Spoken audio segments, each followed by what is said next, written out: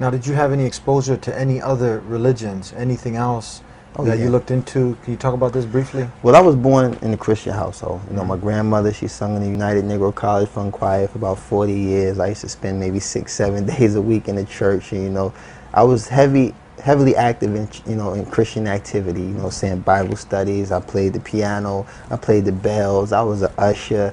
I did everything that you could possibly do in the infrastructure of, you know, the Baptist church.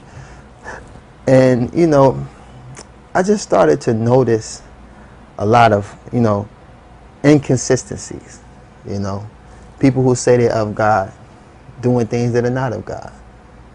And it's not that, you know, because even in Islam, you're not supposed to judge the Muslim, you know, judge Islam by the Muslim. Yeah. So I'm not saying that I was judging the Christian by, you know, but the reality of it was so repetitive, the inconsistencies and how things were practiced and how things were done. And I really started to ask questions, you know, because you have people that, you know, believe that Jesus is God. And I used to ask myself as a child, how is Jesus God if he prays? Who's he praying to? Mm-hmm. And it's just certain little questions that I wanted answers for that I couldn't find within the infrastructure. That's a good question. Who was he praying to? That's what you're saying? Yeah, exactly. Like these are like common sense questions. These are not something that really take rocket science. Yeah. And you know, and even like with Adam and Eve, I'm like, how are we held accountable for the sins of like the first, you know, man and woman created? Like, how am I, like, why am I to blame?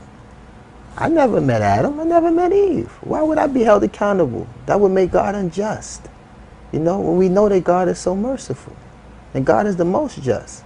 So these are just little questions that I kept, you know, wanting answers for, and I couldn't find it within the infrastructure. It was always like a brush off, a shutdown, and it's like, you know, if I can't find the answers, you know, in the faith that I'm practicing, maybe I need to outsource, you know. And I found myself searching, not really looking for Islam, but, you know, I love my family, you know, they still, you know, have, you know, they still definitely practice Christian faith, and it hasn't changed my relationship with none of the people that I love.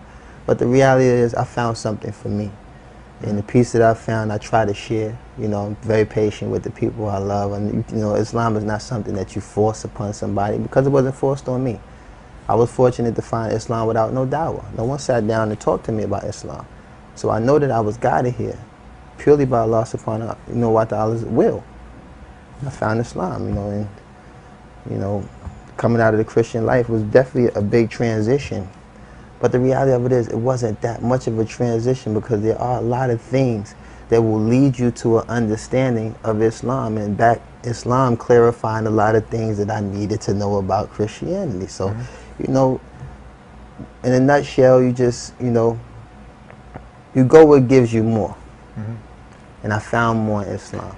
You found all the rational, logical evidence. Everything, your questions were answered, clear proofs. Clear. No ambiguity. Everything is straightforward.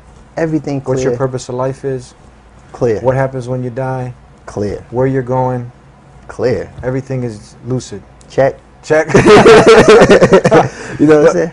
Tell us now. People want to know, like, okay, you're hanging out with P. Diddy and some of the other rappers. Party is over. Lights are on. Did you ever have one of these conversations like, you know what? This is getting played out, man. Very We've much had so. everything. Very much so.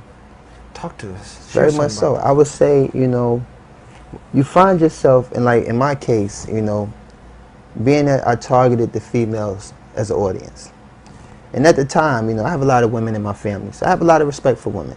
So the most righteous effort that I found myself trying to achieve was not glorifying the harsh realities that, you know, plagued me in my neighborhood. I'm born and raised in Harlem. And it's like, I didn't elaborate on those things. I chose to exercise a more brighter side of myself. And that was like, you know, talking about things that revolve around relationships with females and basically the desires of most men at the time when I was in my state of ignorance, you know, trying to find a girl, trying to find, you know, companionship and things of this nature without the whole slander and vulgar stuff that, you know, are drawn towards women.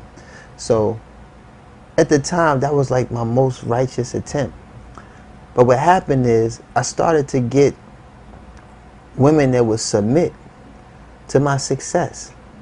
And after a while, I found myself losing the respect that I have for all the women in my life and all the women in my family based on the way how women would submit themselves. You know, this is not, you know, someone that's saying you need to talk to my father first or come meet the family. These are women that are just skipping A, B, and going straight to C. So I'm like, wow, is this what comes with this? Because it was a time I was really searching for a girl. I really wanted companionship. And what I found was just an obsession with my success. Is that where the song came in, I Need a Girl? Well, actually, it stemmed from, you know what I'm saying, just having that experience of searching for a girl. But at the time, Puff had a serious breakup with Jennifer Lopez.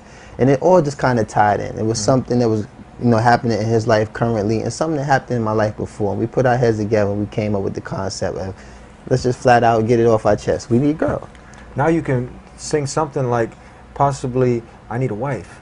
You know, for the brothers, Exactly. when they get them married, because Islam obviously encourages this to be with a woman, but the way that is pleasing to the Creator in marriage. Exactly. And that's what I'm trying to say. I was getting to the point where it's like the females, you start to realize, hey, after, you know, everything is said and done, you're trying to find the most polite way to remove this, you know, sister out of your life.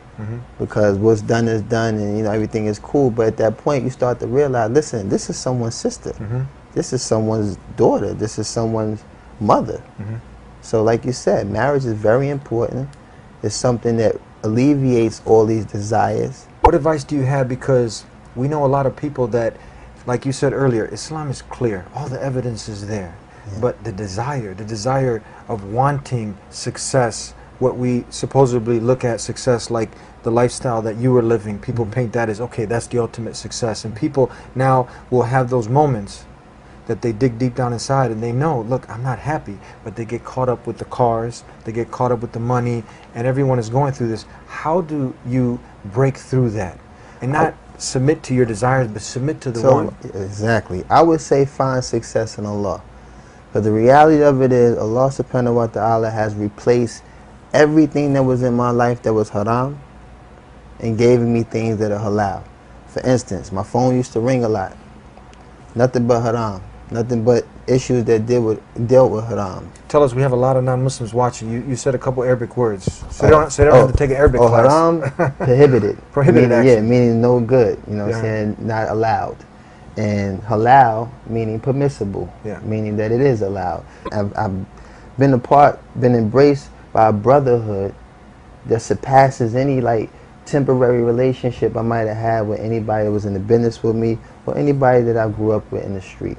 You know, and not to discredit any of my relationships, but the reality of it is Allah has removed a lot of these things that caused me harm and placed me in harm and danger, and now I just live a very free, peaceful life, and I wouldn't give this up for nothing in the world. No money can buy what you have now. No money can buy. Peace and contentment. Like I said, the cure is free. You're paying for the disease. Tell us, have you gotten a chance to interact with some of the people from Bad Boy Records, Puff Daddy? Have they said, what happened, brother? Have you got a chance to share this wonderful story of yours with them? I bumped into Puff a couple months ago, Busta Rhymes, who's also a Muslim, Raekwon, who's also a Muslim. And it seemed like a reunion because everyone was there. Jay-Z, Q-Tip, Puff. It just seemed like a reunion. But it was so funny because I stood there for a while. Nobody noticed me because I had grew my beard out.